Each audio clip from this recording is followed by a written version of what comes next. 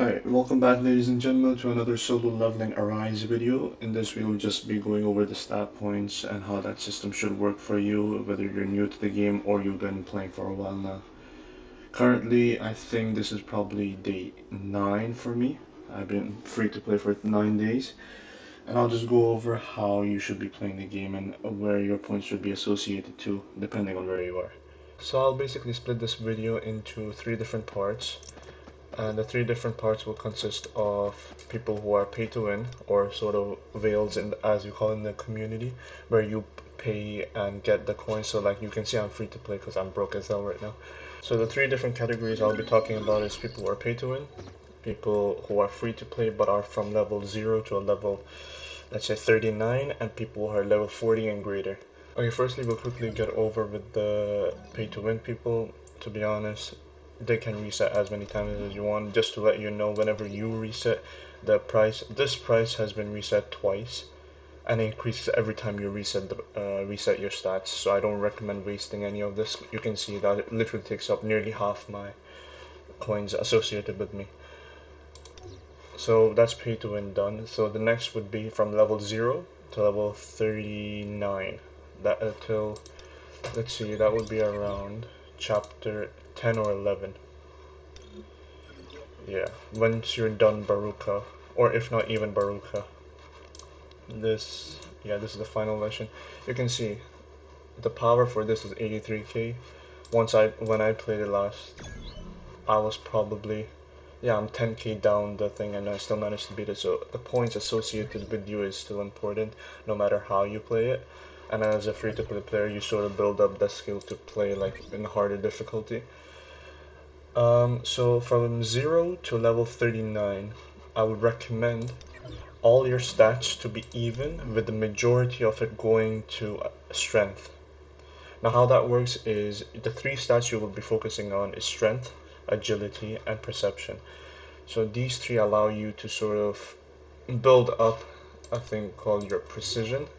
Right now this should be higher for me, but what this allows you is it allows you to increase your crit damage, and your crit damage does more damage technically. That's all that means.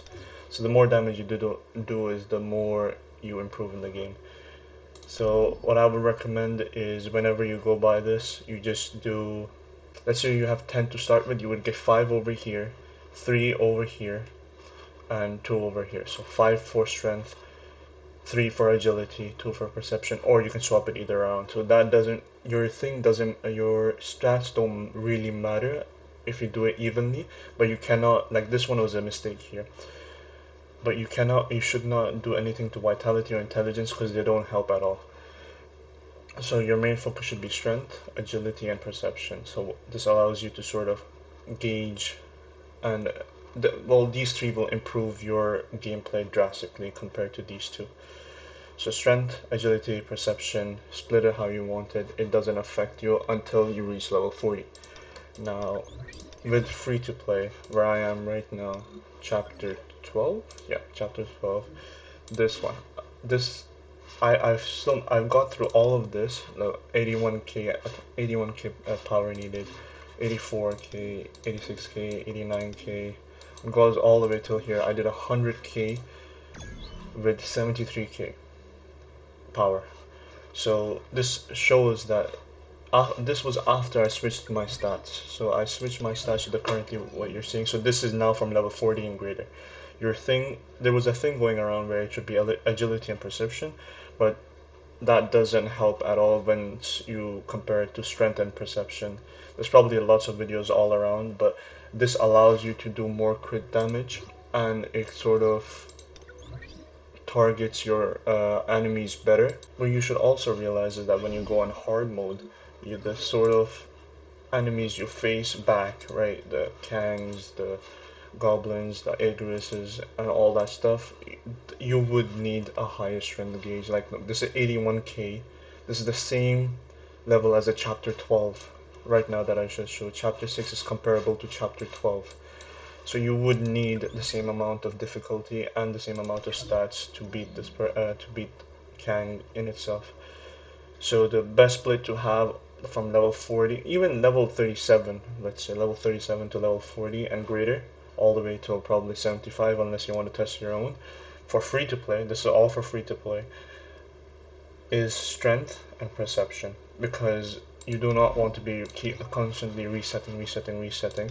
Otherwise, you'll just lose all your money and it'll become harder to upgrade your weapons. Because if I go on my weapons, the resources is really low, and like to upgrade this, I probably need what, 33k, and I don't even have all of these. So the resources, all those things start to lack. So you need to be careful with what you spend your things on, and it certainly shouldn't be resetting your stats continuously. So you shouldn't be focusing on all these other strengths after level 40. It should just be, you should just have one reset in your lifetime on this game, where it's it starts from strength, agility, perception, then you get rid of agility and just focus on strength and perception. And not only do those stats affect Sung Jinwoo itself, but once you start getting better artifacts from doing things like encore missions, instances, and all that, battlefield of time, and you start getting better equipment, the perception and all that stuff, if you go on artifacts real quickly, all this stuff starts building up, right? So once you have all these unequipped with you, it sort of helps with the upgrade of your character. So it becomes easier to fight stronger characters like I have been with 100k CCs or 120k CCs with only 73k CC. And that has been a quick rundown on solo leveling Arise. If you want me to go much deeper into the conversation or talk about other aspects of the game, let me know in the comments down below.